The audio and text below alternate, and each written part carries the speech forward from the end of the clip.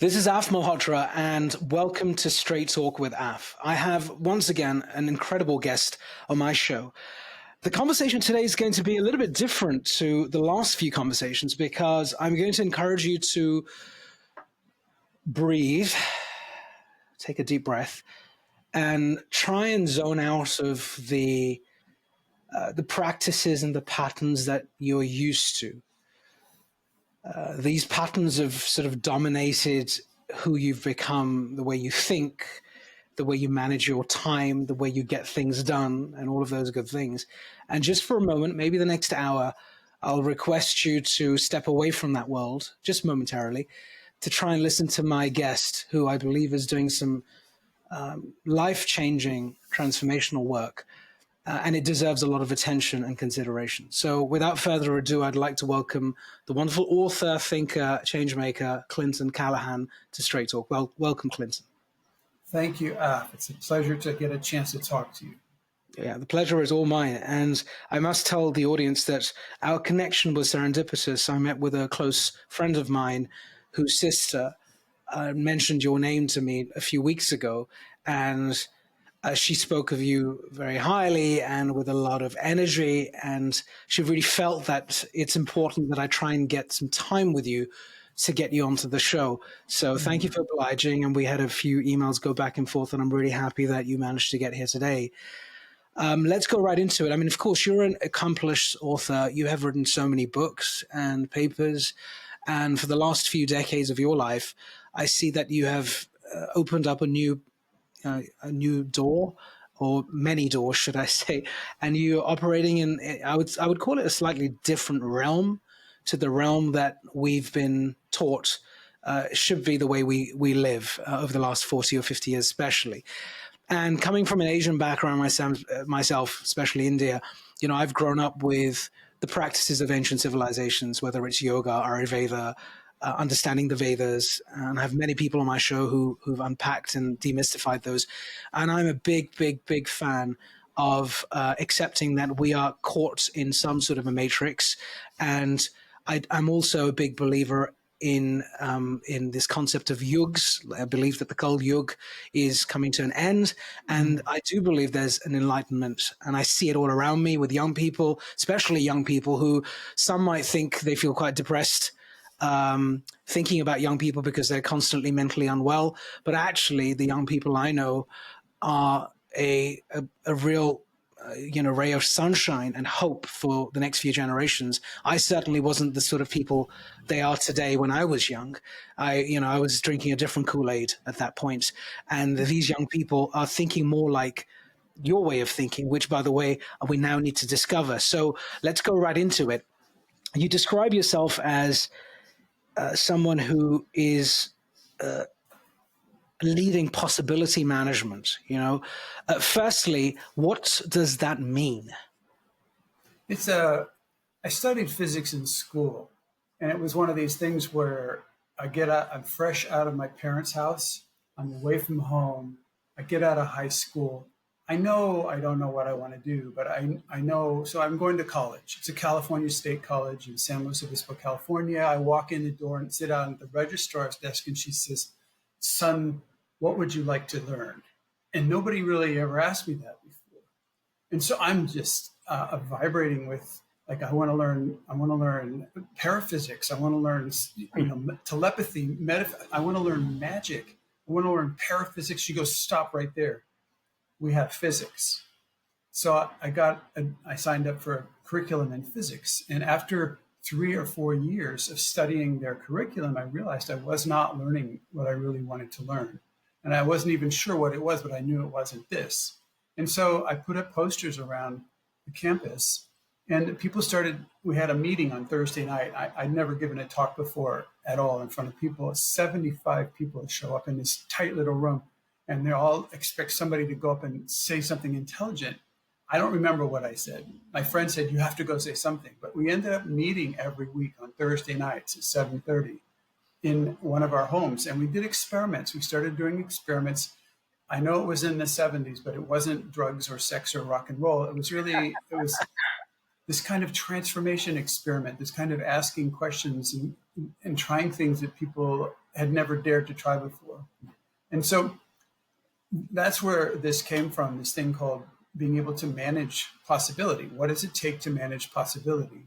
And possibility is this most valuable thing that I could imagine in the universe, because if I have possibility, I don't need anything else. I don't need money. I don't need talent. I don't need friends. I can create friends. I can create resources if I have possibility. And so we started figuring out how to create possibility. What's blocking possibility? And that this tube opened up. Basically, this, I don't know what it was. It was this really a resource. It was begging for human beings to wake up about the archetypal resources in the universe being available for us to live our lives. And so the first bright principle that opened up was the bright principle of possibility. And it just came into our meetings, and we were so ecstatic and delighted, and we could hardly sleep, and couldn't wait till the next week. So this went on and on and on. Everywhere I'd go, I'd create one of these meeting spaces. So, I mean, what's happening, back then, in the old decade, old century, we did not know what was coming, really. Right. We didn't know about climate change. We didn't know how toxic our wastes were. We didn't know the atmosphere was changing with methane and carbon dioxide so fast, and global warming is just ramping up these days.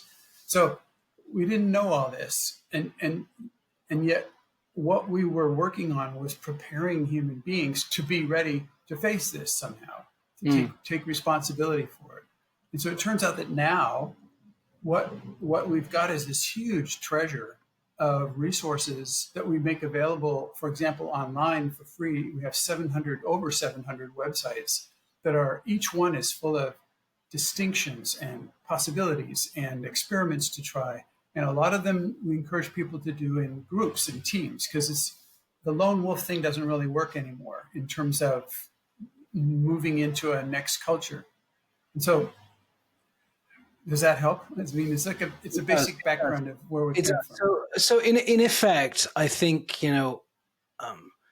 as human beings, we realize that there is the unknown, right? We realize that things happen in our lives that we might call breakthroughs or accidental successes or magical events and so on and so forth.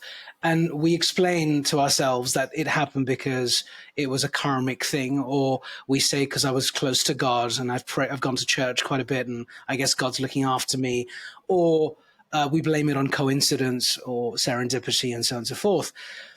Is that what possibilities really is? Is this the realm of the undiscovered that we have just lost sight of? As in, when I say we, I will dare to say that the majority of the 8 billion people on the planet are living in the other way, not the way you're describing. Is that fair to say? It's what we thought at first. We Right. thought that that's what it was for about the first 10 years when we were formally delivering Expand the Box training in Possibility Labs, and we were starting up, getting our materials online. We thought that's what it was. But we were shocked in a period of a couple of years. We were shocked into realizing that the future that we thought we had has vanished, and we're going into unknown territory as bipedal mammalian creatures are walking on planet Earth. The sophisticated ecosystems that our life depends on and the evolution of life on Earth depends on are being crushed, annihilated, exterminated. And so, and the machine that's doing that is out of control. It's functioning in ways that don't make any sense. It's gone mad.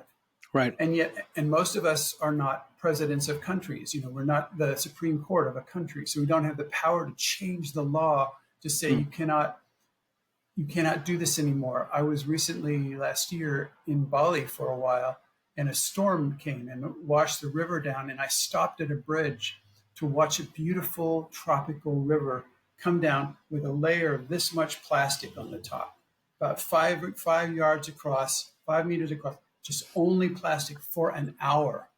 It was just this, and it's just shocking that a place so precious and so beautiful as even Bali would be and suffocating in this plastic overload that could be eliminated with one law.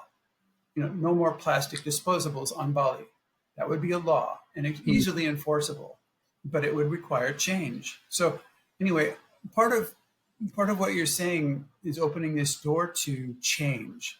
What does it really mean for a human being to change? Because we're mostly designed to survive.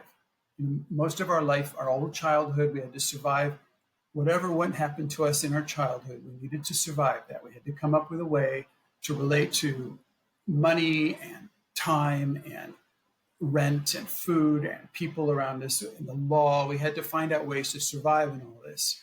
And so our orientation is to survival. And if we can survive at least a little bit, we feel I've made it.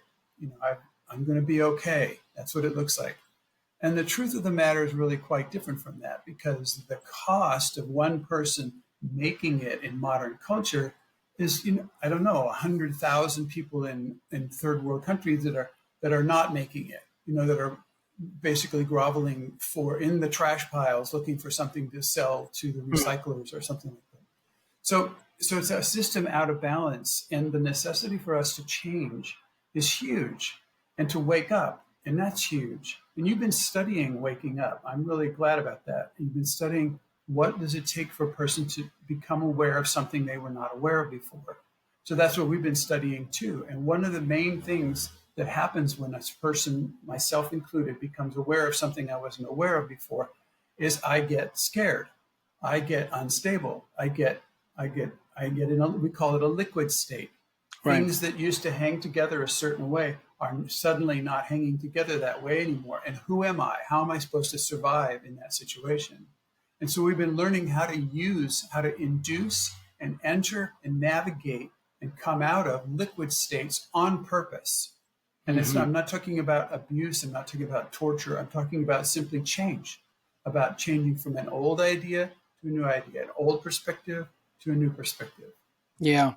I just wanted to, we're going to go up and down alleyways, but this is something, that's really important, which is, I want to touch on trauma for a moment. Because if you think about the blockers people tend to have, and now we've figured out that, it's to do your childhood or your bad relationship with your mom, your dad hated you, you hated your grandma, whatever it may be. A school was horrible, you were forced to study in a particular way, and on it goes, right? Certainly, I think for some of the generations, my generation, maybe the last one, but I think we've all got reasons as to why, and explanations for why we are the way we are, why we're angry, or, why we have disgust for something, or why we have a phobia towards something, and so on and so forth. And we've accepted that. I feel like trauma can also be the most powerful agent of change. I have suffered a lot of health trauma for 2 decades. Lost both my parents, one at a very young age, one recently. And, I feel like my reconciliation, or my way of reframing it, is that I've paid my karmic debt earlier on. So later on in my life, hopefully I'm a little bit better. But my trauma has opened up new channels, for sure. Not by chance, but I've worked at it. I've worked at discovery and spirituality and healing and all of these other things, realizing there's got to be much more. There's got to be much more, because there's a bit of a conspiracy that we're living in here. Because I'm an AI chap. I run an AI business, and I can tell you that we're definitely not AI. But the way we behave every day is no different to an AI. Right? Tell me how you deal with trauma, because I know you've got these rage clubs that I find quite interesting. What is a rage club? And I think everyone's going to be listening very carefully to this. Please unpack it for us. It's so amazing how our upbringing in the modern culture, in school, or even like kind of Buddhism, religions, different religious philosophies, approach this emotions as a problem, as something to be avoided, something to be suppressed, something that's wrong. And we've gone so far in modern biochemistry to come up with pills that you can take that will sort of disconnect your internal emotional power with your mind in a way. And so you can actually take pills to go into a state of numbness, actually. And so much of modern culture is designed to assure our numbness. Like even, shopping, for another pair of shoes, or, drinking, or all the movies and the series and all this stuff is designed to kind of keep us sedated in a way. Yeah. And so the assumption behind that is that feelings are a design error, a biological design error. That's the assumption, that it's something to be gotten rid of. It's a mistake. It could even be illness. So okay, well, that doesn't make really sense, because life is so intelligent. Life is so, how much wisdom in the delicate balance in the ecological systems is so intelligent. If you study it at all, the way this butterfly wakes up at this time to pollinate this flower, which makes this fruit that feeds this animal, who shits it out and grows this tree under those trees until it's so intricate, and we're part of this. And so if you start out on a different assumption, that actually we call it a thought map or a thought layer, what you use to think with about feelings. If you change your idea about feelings, that feelings are not a problem. It's not bad. It's not negative or positive. Feelings, emotions are actually neutral energy and intelligent information for us to use to guide our adult lives. If we start with that kind of a premise, all of a sudden, the things that we've been trying to suppress, my fear, my subtle fears, my vague fears, my uneasiness, my distrust, all these, and my age, my anger, my irritation that's bothering me, these things if instead you say welcome anger. What do you have for me? Welcome fear. What do you have for me? Welcome sadness. What do you have for me? And then you let the resource come to you. All of a sudden, you gain a level of agency in the world, in life itself, that will startle you. And then, so we discovered this. It blew our minds. I'm telling you, this is about 20 years ago, 25 years ago. It just blew our minds, and we started experimenting with this in small groups. And we found out that it was important to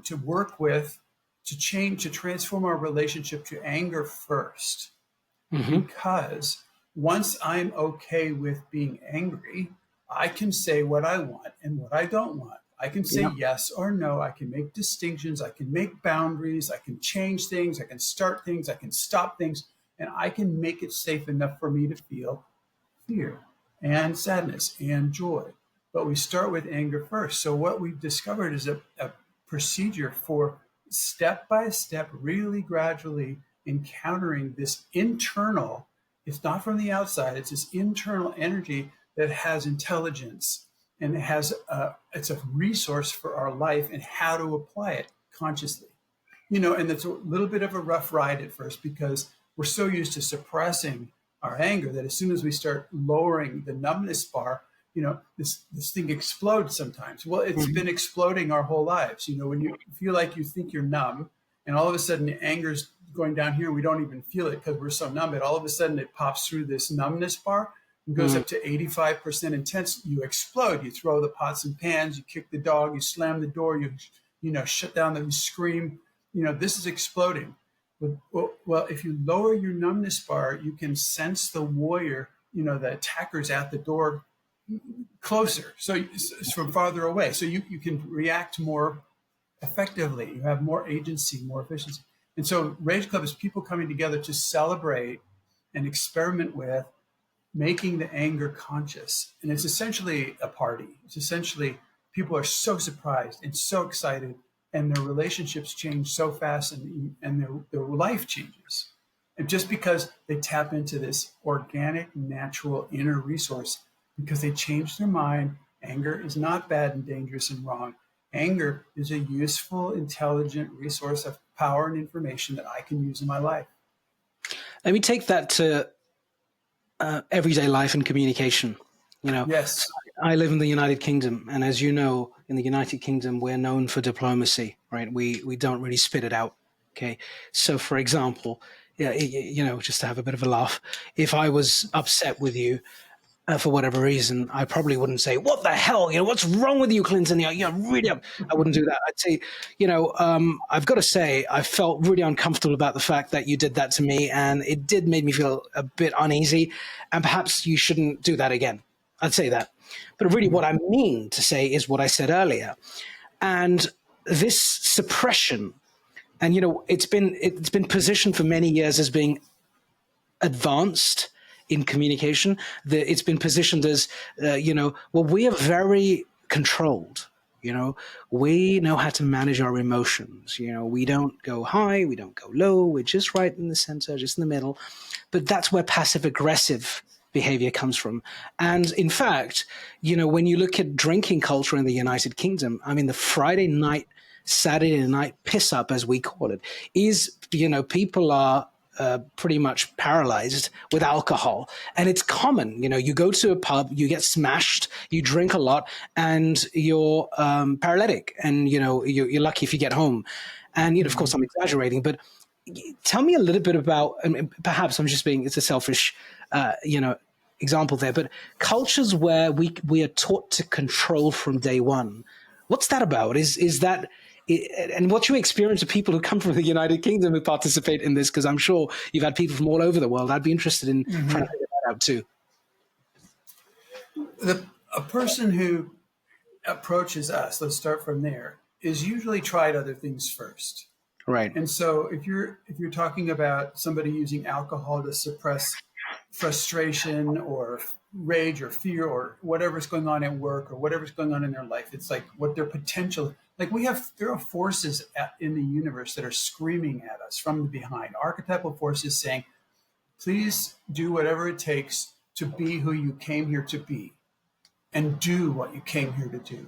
Yeah. And the conflict between that force behind us and the life that we've created as a survival for us, to live in a limited, diminished sort of cog in a machine function in the society to get enough money to pay for rent and food. This is so frustrating. It is so frustrating. And so people try psychotherapy, people try jogging, people try Pilates, people try all kinds of things to make some sense out of this. And so usually people who come to us have tried a bunch of stuff before. And so there's intelligence in their next experiment. So I've tried this, I've tried that, I've tried it. I'm ready to try something as weird as Rage Club. And so the outcome is that the people who are, at this point, people coming from all over the world to the trainings, there's this interface between your being and the world. Everybody has a being, and then there's this world outside. So you're talking about the UK culture and the drinking culture, for example. And so there's that your being has needs, and your survival has you have to adapt to your environment. That thing, the interface between you and your environment is this, we call it a box. We call it the box. It's around your being, and it's the way your survival strategy is how you interface with the world. And so every culture has its own style, and you can make jokes about it. There's all these jokes about it. The Germans and their rules, and the Italians and their craziness, and the Americans and their marshmallow zone. Everybody has this. But so we don't really worry about that very much because once you start upgrading the thoughtware that you're using, it bypasses your box. And it gives you access to the world in a whole different way. Yeah. And so all of a sudden, like you said, you've got this strategy for hitting the bar on Friday night and not coming awake until Sunday, and then you got to jump in the machine again. Well, that's a survival strategy. Okay. When that starts to change, you start to get your authority back. You start to get your voice back. You start to get your attention back. You start to get your decision, your desires back for what you really want. And then those things become more important to you. And so is that? It does. No, it makes a lot of sense. What would you say is the purpose of the work you're doing, really, at the highest level? Because, there are these incredible concepts, incredible training, incredible worlds you take people into for development, for evolution, for progress and so on. But in a few simple words, what are you saying to the world? What are you saying here? I'm saying in a few simple words that when Neanderthals roamed the earth, we lived in a giant salad bar, open 24/7, eat what you want, go wherever you want. And then this climate change happened, Mm-hmm. and it forced us to try to save our crops and protect. And other people were trying to steal crops from other people, steal the grains, and so we started putting together structures and hierarchies and an army to protect our village. And this shifted into a patriarchal culture. And that's been going on for almost 10,000 years. And then what Right. happened is the patriarchal structure has gotten really, really clever before it got intelligent. So we could do things like put people on the moon and make this conversation possible, for example, on the color screen for free, basically, all over the planet. But how have we learned to say hello to each other? Like what about our non-material values? What about that? So what happened was Right. for us, we realized around 2007, 2008, that possibility management had the job of designing the next culture. Designing next culture. What is next culture? Well, next culture would be regenerative. Next culture would not have hierarchies in it, because the person Mm-hmm. who's most expert at climbing the power ladder in a hierarchy is a psychopath. And then you have hierarchies topped with psychopaths. It's a design error. And the next culture would be in circles or toroids. How do you work in a circle and toroid with people? The next culture would have to do with bringing us through authentic adulthood initiatory processes starting when we're 18 years old, so that this box thing which is like a chrysalis or an eggshell, we can actually crack out of it, just like a bird cracks out of its shell. I mean, imagine how the chicken would have, if it grew up inside of this shell, what their life would be like. They would have Right. to go drinking. It would have to be a bunch of chickens around the bar, knocking back ale, just because they're stuck inside this shell still.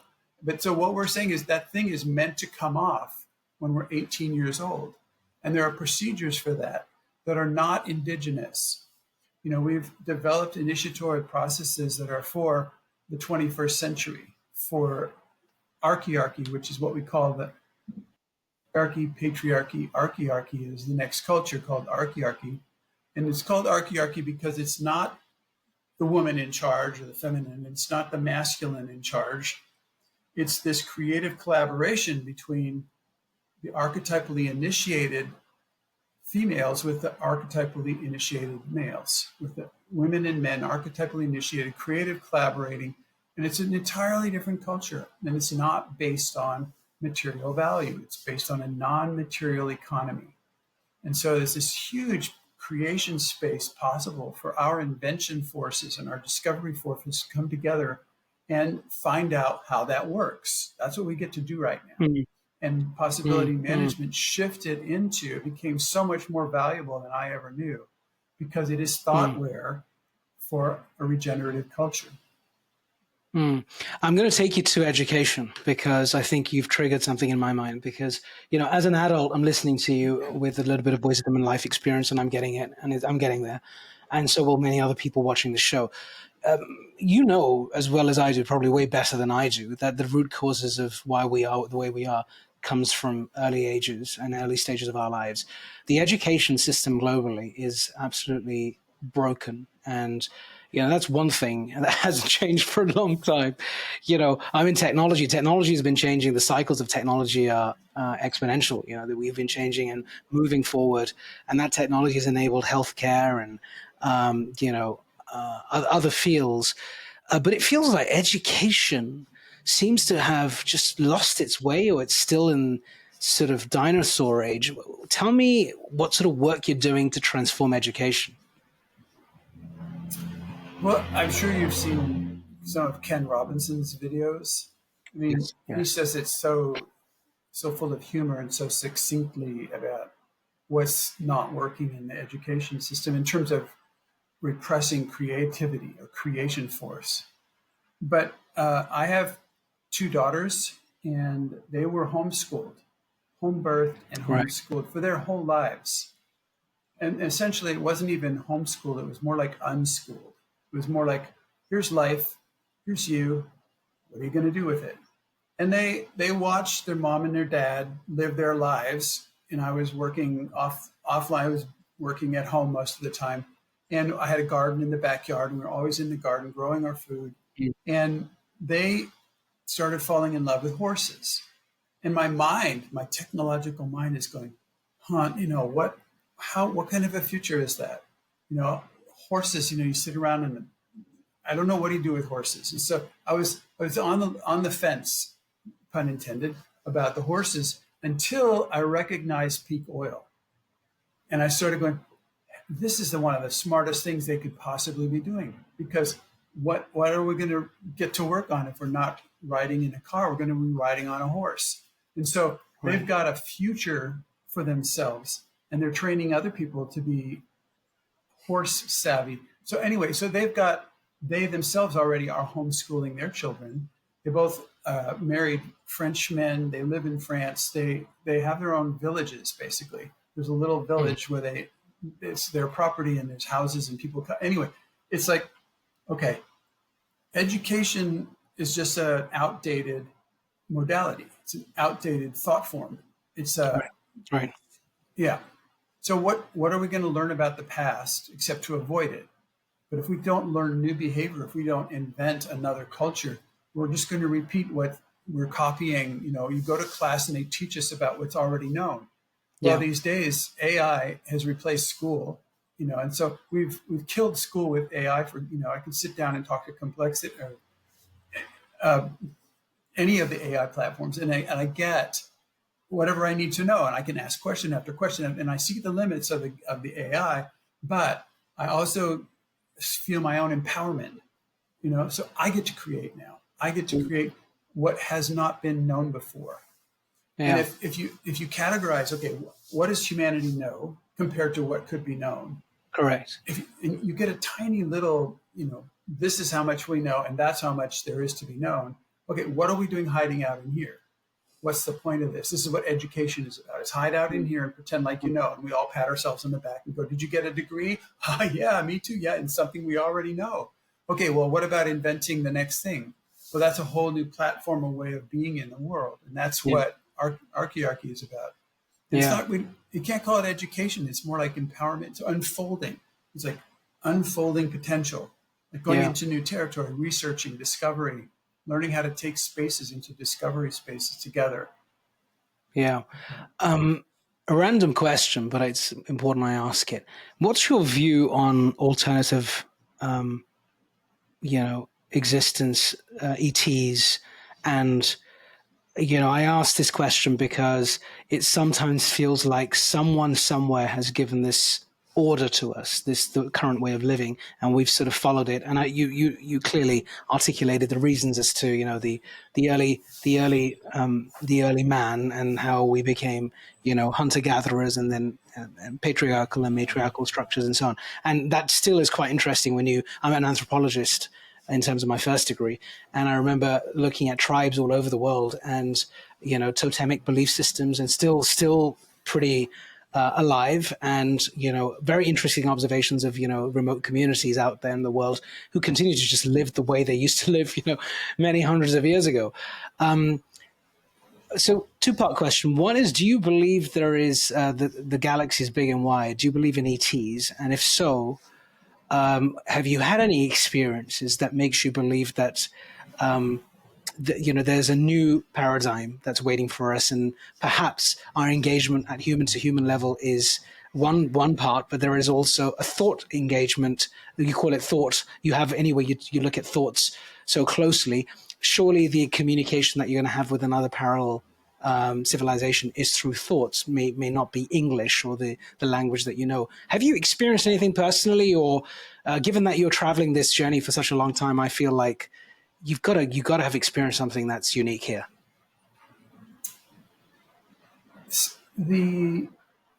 First of all, I don't use the word belief. Okay. And the reason is because anybody can believe anything about anything. And of what good is that? Of what use is that? Like how does belief supposed to have power? I mean, there's, if in one village they believe hot dogs are precious and that the most sacred thing you can do with a hot dog is put it on your altar and bow down before your hot dog. And every year they have their hot dog festivals and you parade the hot dogs around everybody's fireworks and everything. And then right across the hill is another village, and the most precious thing in their lives is hot dogs. The most important thing that you can do with hot dogs is eat them.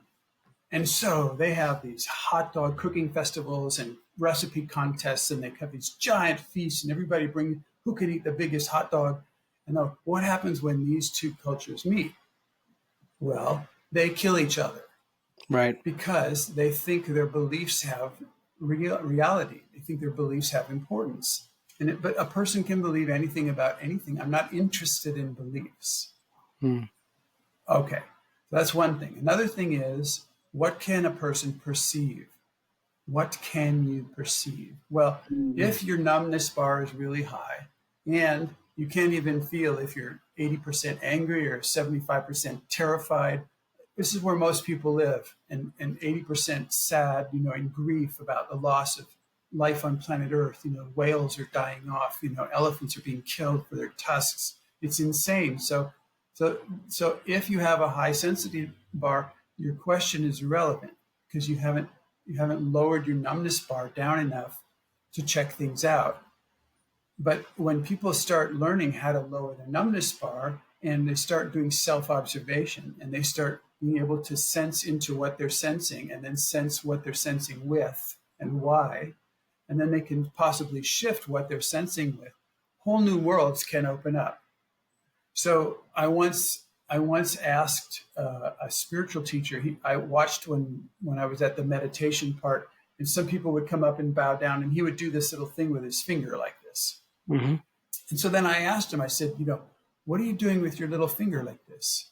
And he says, if you can't see what I'm doing with my little finger, no explanation will be helpful. And if you can see what I'm doing with my finger, no explanation is necessary.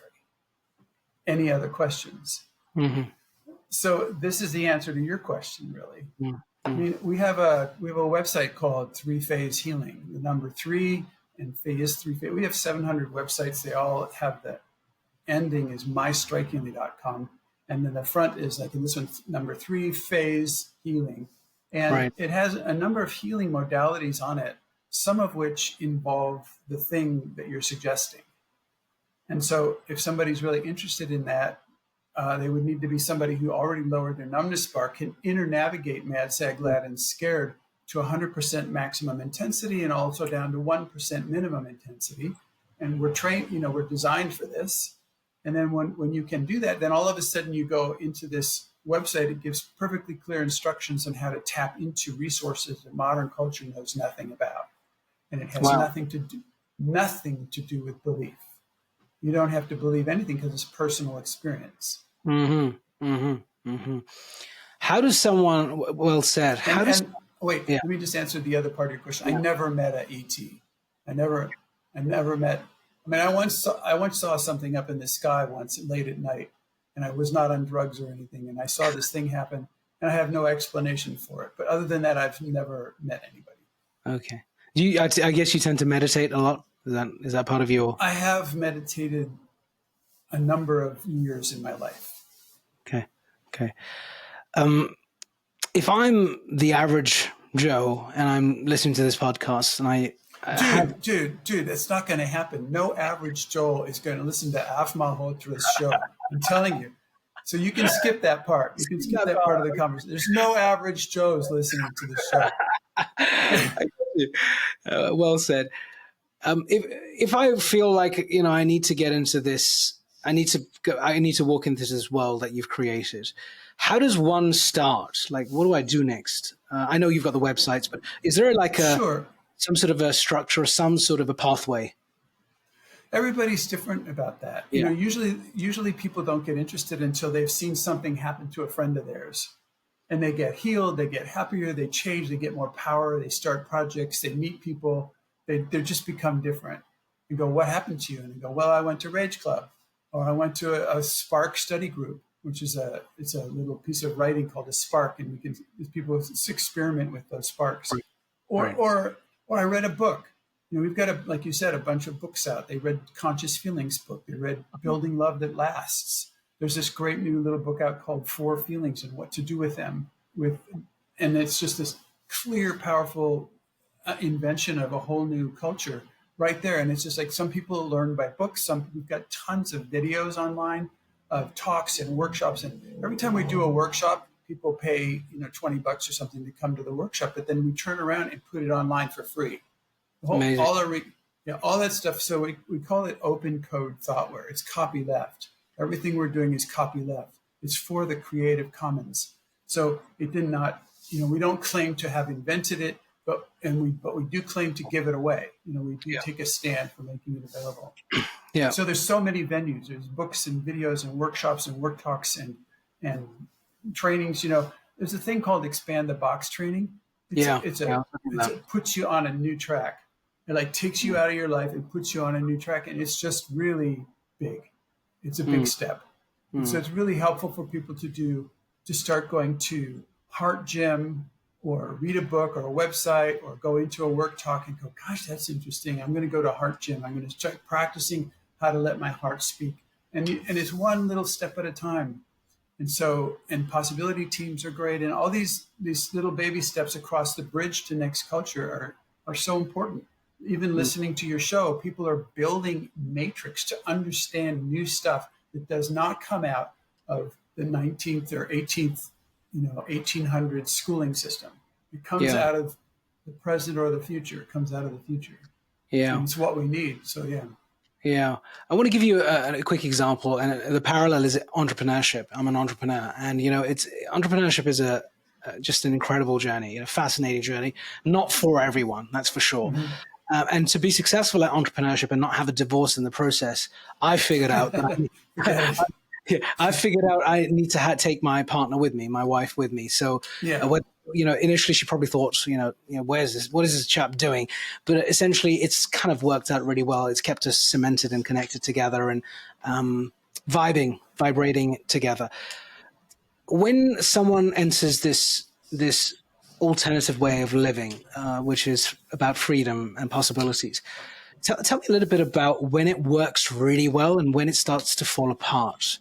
The context is really you and your partner or you and your family. Because I guess I'm going on my journey here like an entrepreneur, like I'm going into this world with you. When does it work really well in your experience and when does it sort of not work so well? It's interesting because the same question can be applied just to the one person. So it's like if you just think about one person, discovers, okay, I'm now going to think something different about what I want. Usually I have to repress what I want. Now I'm going to try to say what I want. I used to be adaptive to everybody, to try to please people, make people happy, be a nice person, be a good person. And now I'm going to just ask for what I want. And even if it sounds arrogant or ridiculous or demanding, I'm going to try this experiment. Okay, if you do that for yourself, this explosion happens. Why the hell didn't I do this before?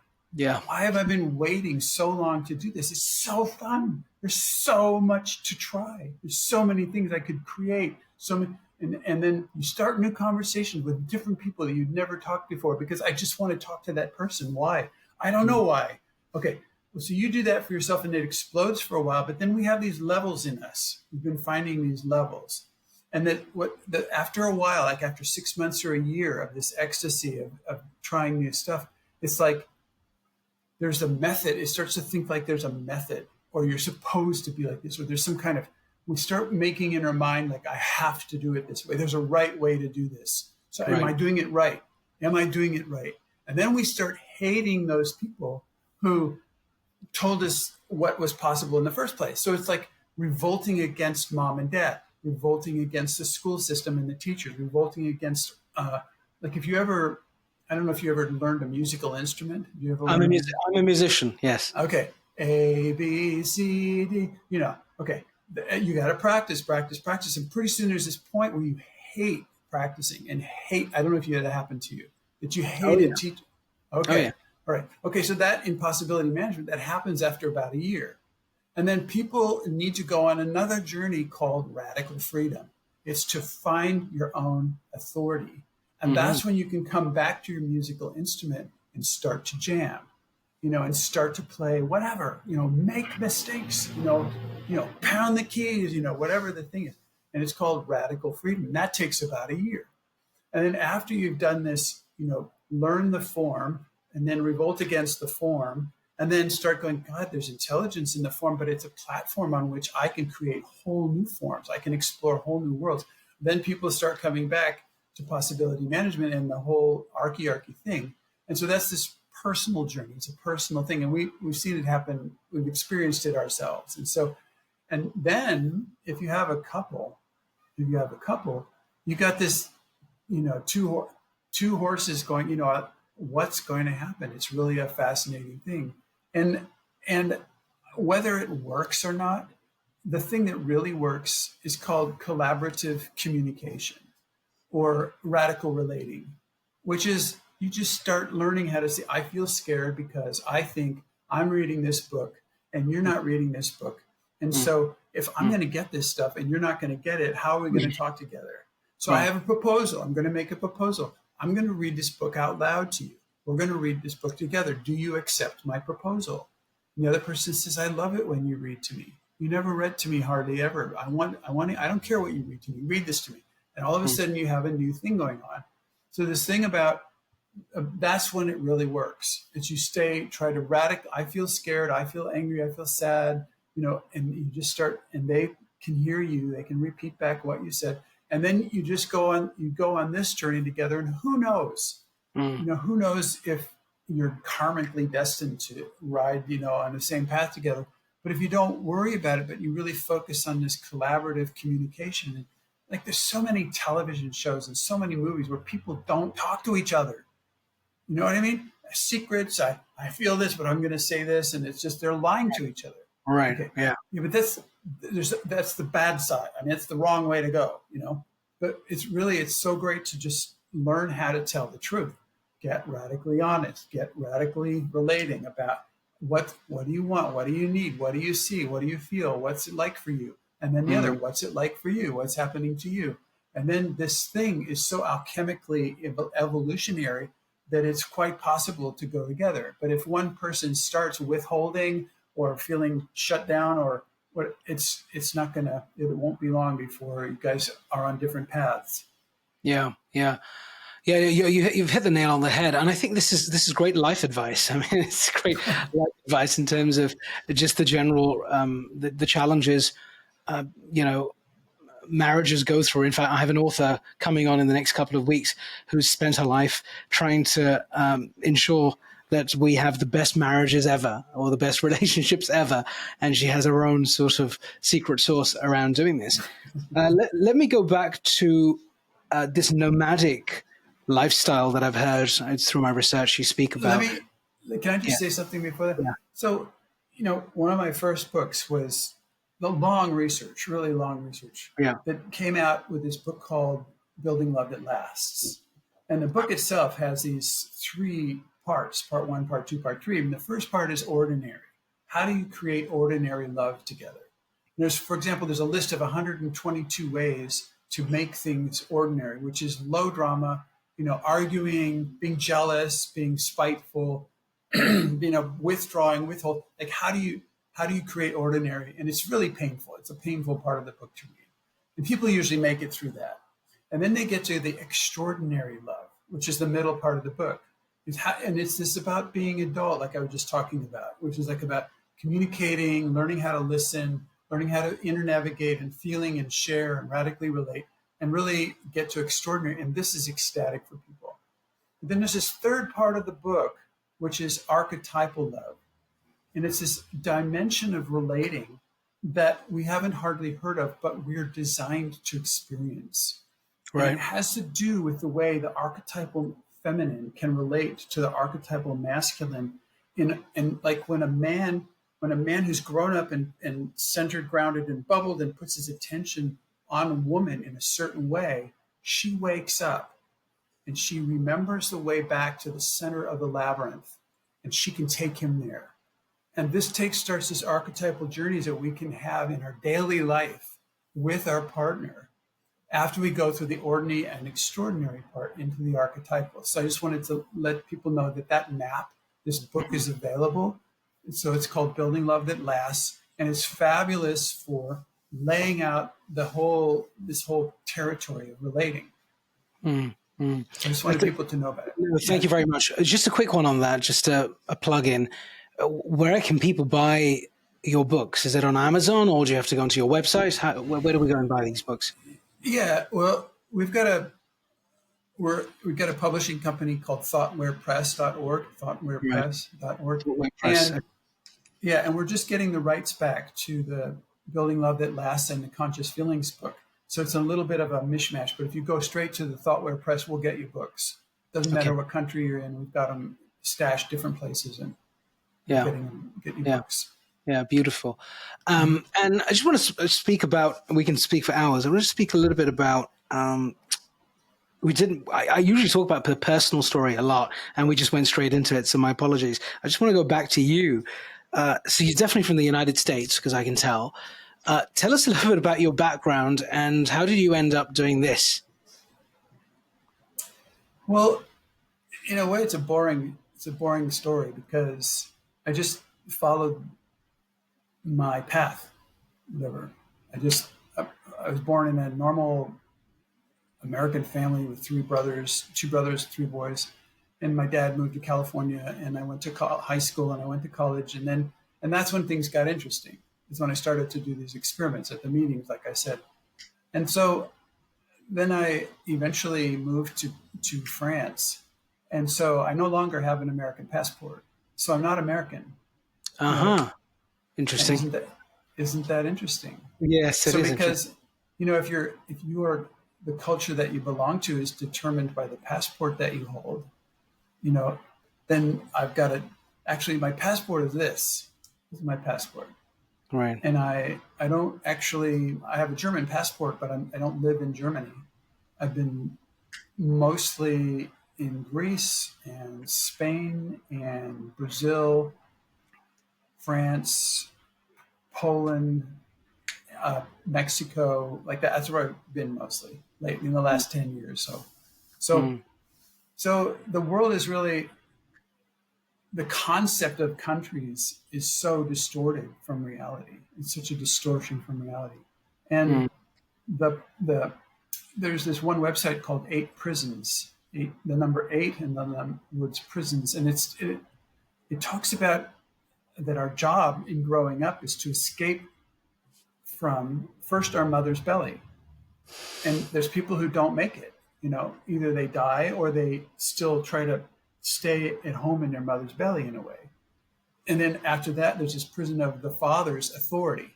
In a patriarchy, the father has authority. So we still bow down and submit to the fathers. We don't take our own authority back. Mm-hmm. And then the next prison is school. And so many people are still in school. You sit in rows, you ask if you can go pee, you do what the teacher says, you try to get the right answer, you try to know, you try to get a good grade, you compete against everybody else, because you have to get a good grade all by yourself. And it's just, people are stuck in this prison called school.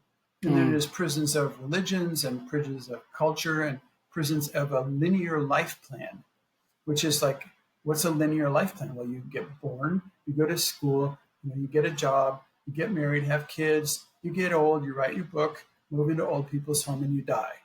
And it's this linear life plan. And so people think, well, that's really the plan for my life, but it's not. It's a made up thing. It's completely made up. And there's so many people who are actually our heroes, are actually the ones who break out of those prisons and do different things at the wrong time, at the right time, and actually live their life outside of the prisons. And so it's just really important to get that possibility that the way that we have thought how things might be actually aren't probably that way. And that's scary. It's scary to think in ways that other people aren't thinking. But like you said, like if you start investigating, you start talking with other people, if you start having these kind of conversations, well, gosh, I never thought of it like that Hmm. before. Well, Hmm. what if it's true? So, so I don't really live in a country. I live in a nomadic nation. It's a question you started to ask me. We've a dozen people, and we move around different places, and we provide our non-material value.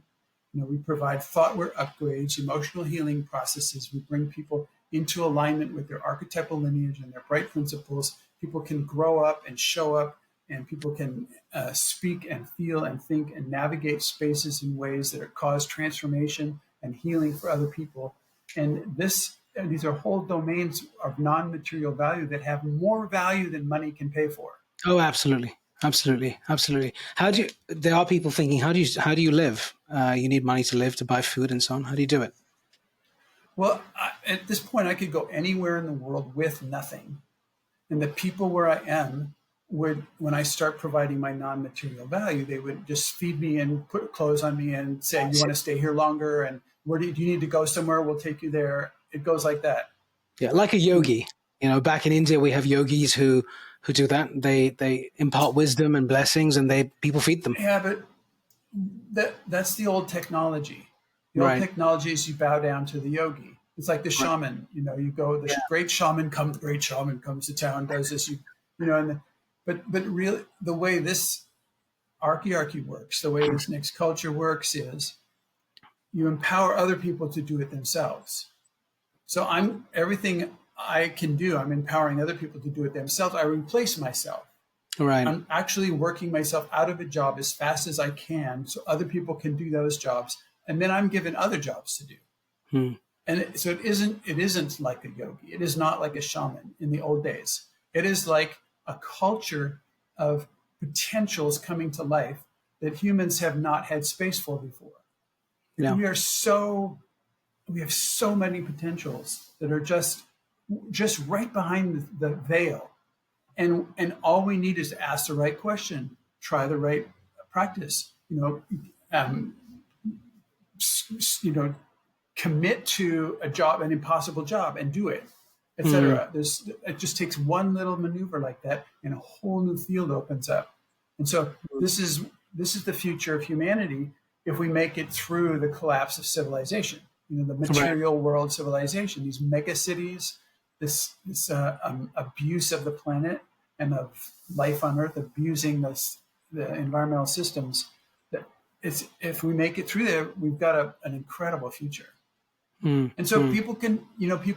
This is what I say to your people: is that we can start preparing ourselves now. That's what this is about. There's you. I don't know when you started doing your podcast, but there's you and Yeah. there's 4 years ago, just during COVID, started in COVID. yeah, so much happened in COVID. It was so positive.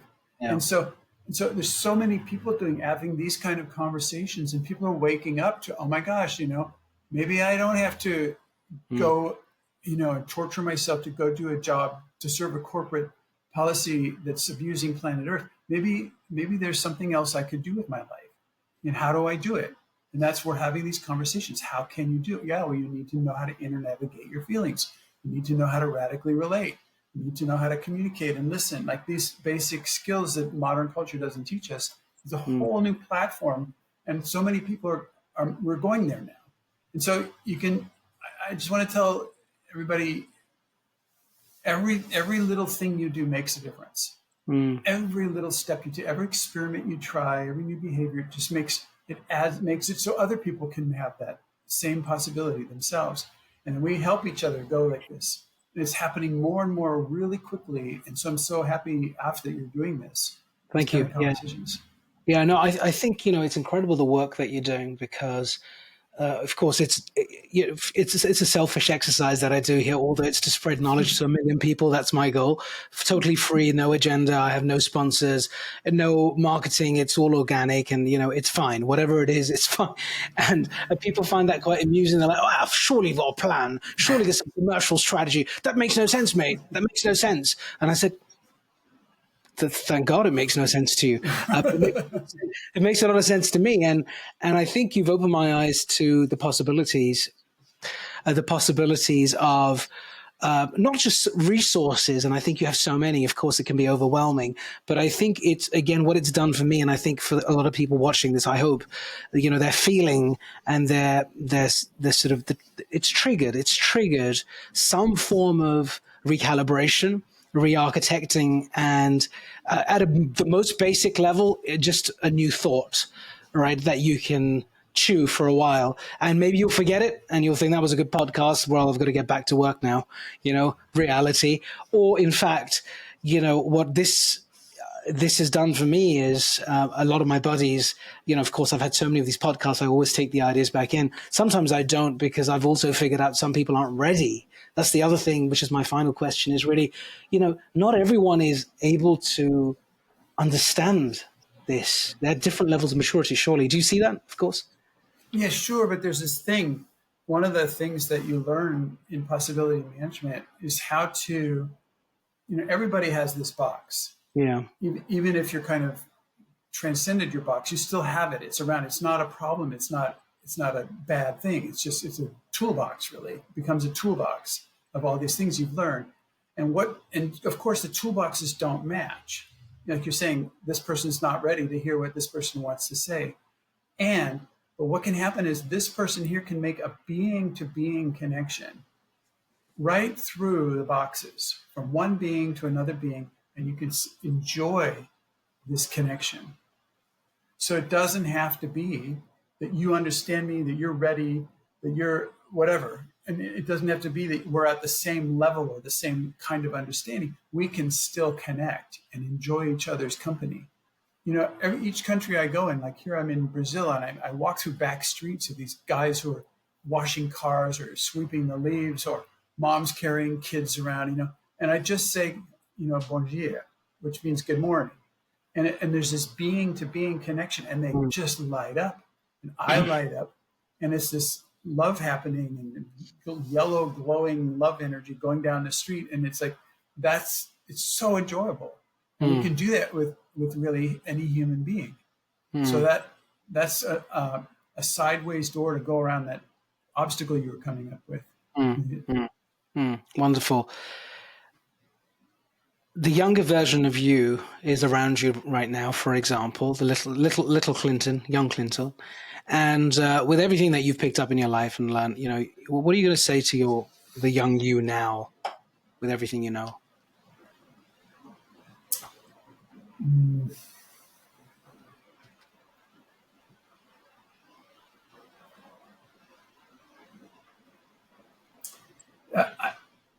The only thing I could really say is go ahead. You're on the path. You're on this path. You can trust the path. The path will carry you. Even when it looks like it's not there, even if it looks like you're abandoned or nobody understands or people think you're crazy, whatever. You're on this path. The path will carry you. Just keep going and just keep having a great time. And I really think that that's true for not just me. It's true for a lot of people, that they can be a lot more intelligently wild, in terms of daring to be bold, to say what they want, to do what they want, to try new things than we've been doing before. And I think Gaia and consciousness at large is waiting for human beings to take responsibility for what amazing things we are, instead of going, God, I have to go to work and pay my bills. And it's really, hey, there's a whole world out here, and try something else that's closer to your soul and closer to your being, closer to your heart, and trust that. Trust it. See where it takes you. You can see where modern culture is taking us. You can see that, the mega cities. There's no more coal. There's no more uranium. There's no more oil. The atmosphere. It's like you can see where this is going. All right, maybe it's time to try something really different. And you can. That's what I would say. Is you can trust that. There's so much. There's so much support out there for you to try stuff that nobody else is doing. And then as soon as you do it, other people go, "What are you doing?" And you'll go, "Well, I was listening to Af Malhotra's show. And I learned this idea, and I'm trying this thing. Now I want to do it with you. Can I do it too?" And that's how it will go. Yeah, beautifully said. Stepping out of prison and patterns into new possibilities. That's what you said in one of your video sessions or podcasts recently that I picked up. So I'll read that again. Stepping out of prison and patterns, old patterns, new patterns, whatever they may be, into new possibilities. I think that's a really powerful set of words when put together, stepping out of prison and patterns into new possibilities. Let me tell you a secret. Yeah. How did we get in prison? Who put us in prison? The key is on the inside of the door of the prison. It's not on the outside. And we locked ourselves into each one of those prisons. So the key's just sitting there in the door. You just have to turn it in. This is such a great thing to find out. Yeah. It's so great. Yeah. Yeah. You hit the nail on the head. And, I connect with so much of what you're saying. And I'm, privileged that you came on the show today. And before you go, how was the experience over the last hour or so? I think it's sort of flown by for me. I've picked up so much new knowledge and understood that the possibilities are infinite, endless. And you've reinforced that for me today. So thank you for that. But how has the last hour been? I know you've got so much going on in your world as well. So I thank you for your time. It leaves me with this one question: is when can we talk again? Yeah. Yeah, or maybe meet again. We'll meet for the first time, should I say? There's we'll a meet book. in real life. There's a book we just came out with called Cavitation. I saw. It's I don't know if you can see it over there on the shelf. Those books over there, right there. Yeah. So yeah. And just people should read it. It's a novel, and it's got so many stories in it that are so nurturing for these new parts. People complain, like they are reading the book and they go, how did you know that I could understand this? Like I now have a longing for a way of life that I never knew I didn't know about. Yeah. All of a sudden, and so I really encourage people to grab that book and read through it because it's just such an empowering book. Yeah, I'm going to place my order now. I was just on the ordering page. Thoughtway Press. Okay, and the book's called Cavitation. Great, amazing. Mm-hmm. And you deliver this globally, like anywhere, all around the world? Yeah. Okay, amazing. Looking forward to getting my copy. Thank you so much. Real pleasure to have you on the show today. I look forward to meeting you again. I want to thank my friend's sister for making that connection. And be well. Perfect. And God bless you. Beautiful. Thank you. Bye-bye. Take care. Bye.